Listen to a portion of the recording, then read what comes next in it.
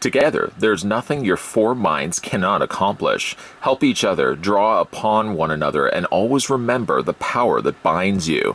This same is what brought me here tonight, that which I gladly return in my final words. I love you all, my sons. Here's your look at the new NECA toys as the Teenage Mutant Ninja Turtles Spirit of Splinter.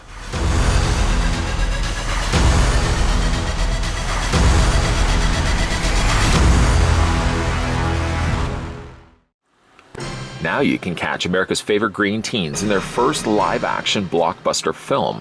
After waiting in a puddle of radioactive waste, these radical reptiles are transformed into New York City's greatest crime-fighting quartet, in part thanks to the training of their skilled sensei, the similarly transformed rat Splinter. This highly detailed action figure stands 6.5 inches tall and features 30 points of articulation, including double elbows, double knees, as well as a cloth robe.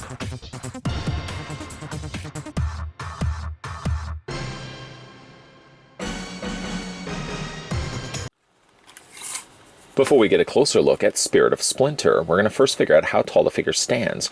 I'd also like to send out a big thank you to the folks over at NECA Toys who were nice enough to provide the sample that we're having a look at in this review. Now, in case you didn't know this, as I stopped my tape measure at what I believe to be the highest point on this figure was actually crowdfunded through Loot Launcher. You probably remember it being advertised through Loot Crate. Anyone who backed the campaign received this figure, along with a shirt and other TMNT goodies. The other features would be, of course, all the other accessories that we're going to be having a look at. Now, this one isn't from Loot Crate. As I said, it was supplied to us from the folks over at NECA Toys. According to my trusty tape measure, again, if you're looking to pick up this one, or was lucky enough to pick up this one for yourself, you'd be looking at the figure of Spirit of Splinter standing 5.2 inches in height. And in centimeters, that works out to be 13.3 centimeters tall. Now, in case you're also curious how he stacks up with some of the other figures, here he is next to regular Splinter. Don't worry, we'll do some comparisons of those in a second. And also for some size comparisons, we can bring in, I don't have all four turtles on the ready, but I most definitely have Leonardo and Michelangelo. I think my two favorites from the movie Turtles. Oh, sorry, there we go. There we go. You can see that Splinter is in fact a little bit shorter, as he should be a little bit shorter. He was shorter in the film. And of course, if we move Michelangelo out of the way right away, you can see, yes, in fact, he is the exact same mold as the Splinter that we had gotten before. Man, those movie Turtles, those have still got to be one of the best sculpts that NECA have produced in figure form. They look like they were pulled from the screen. Needless to say, let's have a look at the accessories that come included with the Spirit of Splinter, and then we'll do some comparisons with him and the regular Splinter. For starters, why don't we start with the smallest thing, the smallest accessory is a little tiny bag of half-eaten jumbo marshmallows. I want to say half-eaten, or at the very least, they were used probably for the stick for some roasting marshmallows. I'm personally somebody that goes very small when it comes to roasting my marshmallows. I don't like to have an overly burnt marshmallow. I don't get the people that want to char the life out of their marshmallows. You golden brown those, you rotate them. Don't be just poking them into the fire and blowing off the flames. That's a little bit too much for my liking. Anyways, despite that, you get, like I said, a little tiny bag of marshmallows. I love the fact that they include something like this for, of course, to be displayed in the turtle's hands. Probably going to maybe put that in Michelangelo's hands. Second to that, of course, we just talked about taking of the marshmallows. We put some marshmallows on the stick. Now, see, this is what I'm talking about. This is what I'm talking about. This is just mildly letting those get golden brown. They've gotten a little crazy on the edges there, but certainly for me, and certainly for the sake of a s'more, that's still edible enough for me. The very idea that you would char that beyond the point of recognition and then expect me to eat that, forget that, man. Forget it. I'm not going to eat a marshmallow. See that right there, that's too much. But it does look pretty good. I mean, they look like little tiny marshmallows skewered on the little kind of branch. I guess it's a bit of a branch. I mean, would you consider a branch with multiple little extensions? I guess it still would be a stick or branch. It's been done in a more darker color. Even all the more reasoning why the marshmallows stand out as much as they do. They gave them a slight bit of kind of a yellowish tan color. Again, that's where you want to stop. You don't want to go any bit past that point. But as I said, you can go ahead, well, you know what, let's grab Michelangelo. Michelangelo, I would imagine, would be the roaster of the bunch, both verbally and when it comes to marshmallows. See, there you go. You can put him with the marshmallows in his hand. Oh, what a fantastic sculpt on these guys. And then we can go ahead and put the bag into his hand as well. Now, the bag is a little bit more trickier, certainly from the standpoint of Michelangelo. It would involve me prying the fingers away from themselves, but in theory, when you do eventually get to that point, most definitely you could kind of get, like I said, those marshmallows in his hand. It would involve me opening up the hand just to kind of get them in there. So I think Michelangelo would be the designated marshmallow toaster. Just kind of keep it, again, on the down low. Keep that as a golden brown. We don't want to get that any more charred than that. As for the other accessory, now this is kind of interesting. He comes with, of course, the campfire. The campfire starts normal enough, and then, of course, the indicator of the blue flame indicates there's something going on, and then that's when Splinter, of course, appears within the flames. Now, the interesting thing about this is, while this may look maybe familiar to some people, some others may think it's a brand new sculpt for this specific figure. Well, I would like to draw your attention to this. Hey, wait a minute. Did you just clone those in your hands? No, I don't possess dark magic like that. But I can tell you, this is the exact same campfire that came included with Friday 13th Part 2, the Ultimate Jason Voorhees.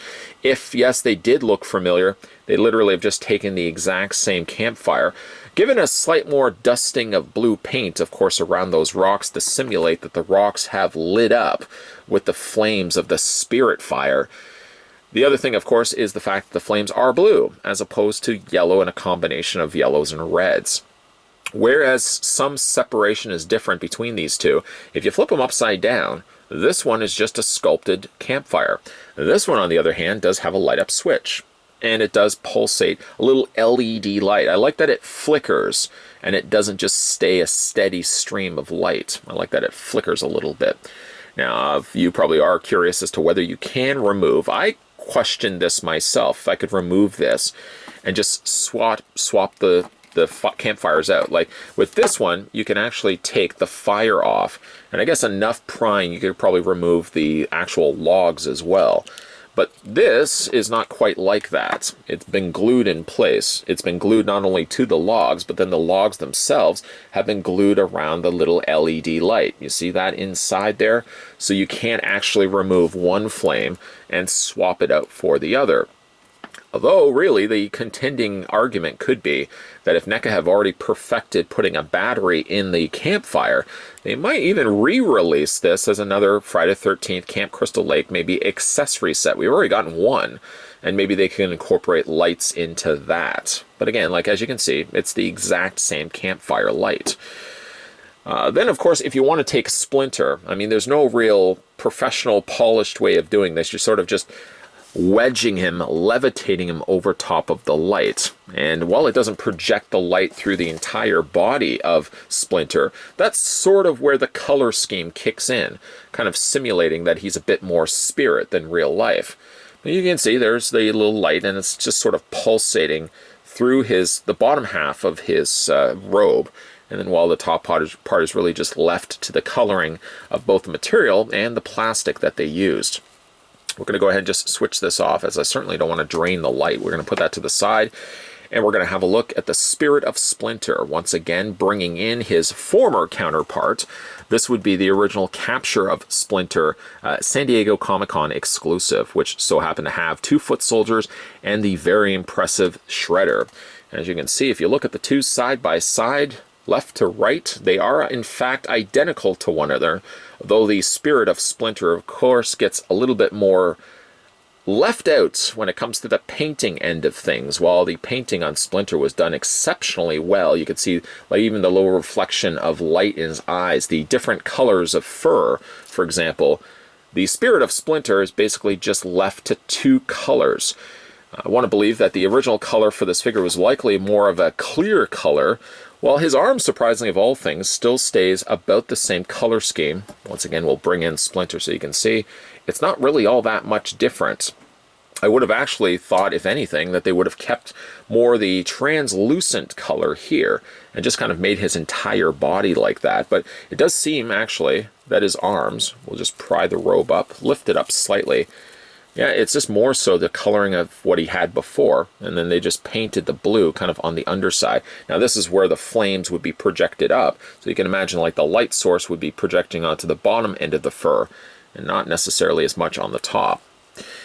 We just kind of move the robe slightly away, and you kind of see how things were done here. Again, it seems like only really the head is probably the only place that is utilizing translucent plastic, while everything else is really being kept to the same denser solid plastic as the original release. Maybe if anything, the feet are more translucent. They're using what seems to be a clear plastic, but like the legs up to about here or so, continues the trend of using clear plastic. While I do feel like maybe when you look at it, okay, maybe like the top part, most of it, maybe to about there, is utilizing the clear plastic. A little bit further up, possibly, it might even be using the regular plastic. But either way, the whole point about it is they're using a different style of plastic, being clear for at least the most part, and then they're painting in the respective browns and the respective blues to have that light reflecting off of it. We're going to just bring the robe down for a second, covering over it. Obviously, the big thing, the hardest thing to pull off is you couldn't really get a full spirit splinter happening. The closest to that would be probably just making this whole guy clear, but then you really can't really produce a clear fabric. They've done a good enough job of giving us this sort of majestic looking. It almost has like a slight bluish tint. It has a nice reflective surface to it. It reminds me of some of my sister's older, like, She-Ra dolls, where it kind of had a little bit of a more, kind of like a mermaid sort of coloring to it. It's still translucent, I mean, in the sense that I can run my finger behind it. You can kind of see still my fingers going through it. And it's just enough that it projects the idea that it looks more spirit-like than more of a solid robe, like this one right here. So it's overall not a bad-looking Splinter, rather successful. Like I said, he doesn't have a whole lot of paint happening in his eyes, for example, are completely omitted of paint. And really a lot of it, now that I again look at it, I'm thinking probably all of it is now clear, translucent plastic. I think what probably was the giveaway for me thinking it was more solid plastic was maybe the arms. But I guess maybe the arms are the one thing that's still been kept solid plastic. But again, like even there, it looks like, so maybe we can just completely rule out the idea that all of this figure is see-through plastic. And really, I guess they've just now painted over top of those areas, the lighter blue and the darker brown more respectively. The neat thing about it though is if it is all clear plastic, which now seems to be the case, again you can kind of see through it. There are a little bit of my fingers running behind it. The ears, as you can see, the one severed ear has been cut off there, of course from Oroko Saki, the fully realized ear on the other side there. I mean, I personally like this figure for the fact that they were finding a way to make use of an existing Splinter figure, but finding creative ways to produce something different. Of course, many of us already had the chance to pick up the Splinter before, so if they make use of the mold, as most companies certainly want to do, they want to be thinking of different ways, different variations that they can use the same mold. A very clever idea is basically just utilizing an existing accessory piece that we already had from the Friday the 13th Part 2 Jason, and then just finding, of course, the means of lighting it up. You're essentially taking two things that NECA already had in their catalog of parts, both a Splinter and the campfire. Putting the two together and making it as an exclusive was really a smart, clever idea on their part, and again through the Loot crowdfunding campaign where you were able to pick up this figure if you were lucky enough as well. So let's have a look at this guy's articulation.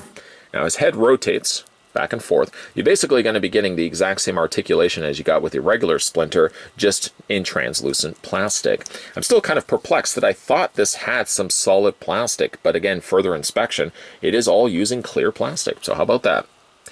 The neck is on a secondary ball joint, so you can also hinge that up and down. Not too much though, not as much as the head itself. The shoulders hinge outward, slightly outward. and you can move him forward and back. He has a swivel on the elbow. You can also bend the elbow back and forth, and he has a swivel in the hand. He has a waist swivel. You can move the legs forward and back and out. He does also have a bend at the knee, and it rotates back and forth. The knees, or the feet themselves, also have foot articulation. You can hinge those back and forth, and you can also articulate the toes. Now, one question I'm sure you guys are probably going to be asking is, how exactly is this guy jointed? In the sense that, is he all put together with clear plastic? Well, if you look at it, they're actually using solid plastic for all the joints. That seems to be the case in the elbows. In the head, I can't quite make out. There you can see, there it is right there, a solid post of solid white plastic. So thank goodness they're not actually using clear plastic, which we've known in the past, clear plastic over time becomes cracking, it becomes brittle, and of course you run the risk that I have had with lots of figures in the past, that the clear posts just never hold up and ultimately result in the arms and the legs breaking off, sometimes even like the head have broken off. But because they are using white plastic, the smarter route to go, I don't think that's necessarily going to be the problem or case here with Spirit of Splinter. Again, for finishing touches, you're sort of just straddling him over top of the campfire, and then you can go ahead and turn that on. And then just short of course, bringing in a few of the turtles, displaying them around him. The packaging actually does have the turtles bent, sort of crouched in a crouched position. I tried pulling that off with these turtles, but I don't know, I'm just more cautious about something like this. I don't want to put them in a crouching pose, although I got to admit, having all four of them circling around Spirit of Splinter would be a neat idea. But I think at the end of the day, I don't want to really jeopardize anything going wrong with these turtles. Maybe at the end of the day, I'll just display them with walking, sort of standing around the Spirit of Splinter. And I think that would be a really neat setup nonetheless. Now, I'm not going to rule out the possibility that you can't display your 7-inch turtle circling around the Spirit of Splinter with their legs crossed. I'm sure it is doable. You just have to slowly and very carefully bend those legs till eventually they get in a crouched position. I don't really want to take that risk. I love these turtle toys so much that I don't want to jeopardize potentially breaking the pegs if I get too aggressive with moving those legs and I break off a limb by accident. I'm just instead going to appreciate for the fact that we do get ourselves a light up Splinter, which I do also want to draw your attention over to the box artwork here, and all the more reasoning why I did this in final looks. If you look at the box artwork, it almost seems like the original idea for Spirit of Splinter was actually more just a plastic encased like shell almost that sat above the campfire. I wonder if the original idea was to actually have Splinter just as a shell piece, that he didn't actually have posability. He was just literally a plastic shell, because he does look very different in that artwork than he does here, obviously, in person. In person, they literally just took the original figure from the Capture of Splinter set, and then, of course, made the figure all translucent or all clear, and then, of course, painted over top of that. And they gave him this sort of sequin, not quite sequin, but a kind of a glowing-looking robe that he could wear over top. I personally kind of like the fact that they went more of a figure route than simply just a shell of a man or a shell of a rat, if you will. But it does definitely look like there was a bit of a change from point A to point B, where the initial look of the Splinter, maybe where again that box artwork is being pulled from, had the actual figure look completely different, where he almost felt more like he was an accessory than an actual fully realized, fully posable figure. Again, I'm kind of happy that they went this route instead of just giving us a shell of a Splinter. Again, if you guys wanted to pick this one up for yourself, originally it was a crowdfunded product through Loot Launcher. And again, if you were getting the emails or if you were seeing a lot of the advertisements circulating around for Loot Crate was promoting it as one of the bonus add-on items for their subscription service. If you were part of that original crowdfunding project, you also got yourself, like I said, the t-shirt and a couple of other TMNT goodies. Or, like I said, you may be able to pick this guy up now online if you're looking to grab this one and definitely add it to your collection. I want to send out a big thank you, though, to the folks over at NECA Toys who were nice enough to send this my way, so I was able to show you guys the Spirit of Splinter. all around, not a bad looking figure when it's all said and done, considering they basically just took an existing Splinter figure that we had already gotten before, or lucky enough to have gotten before, and they took the campfire from the Friday the 13th Part 2 Jason Voorhees Ultimate figure. So it's really smart to take those two things, put them together, and through that, give us an exclusive item. Exclusives, obviously, they're not going to want to produce a brand new mold. That can get awfully expensive. So they can instead take things from their already existing inventory of parts and put those together to give us an exclusive. I'm really perfectly fine with that. What do you guys think of the Spirit of Splinter? I'd certainly love to read your comments down below. Also, if you are new to this channel, make sure you hit that subscribe button down below. If you are new to this channel, make sure you hit that bell notification. And of course, if you are new to this channel, make sure you keep your peepers peeled, because there's going to be a whole lot of NECA reviews lined up and coming soon. As always, guys, thanks for watching, and I'll see you guys next time.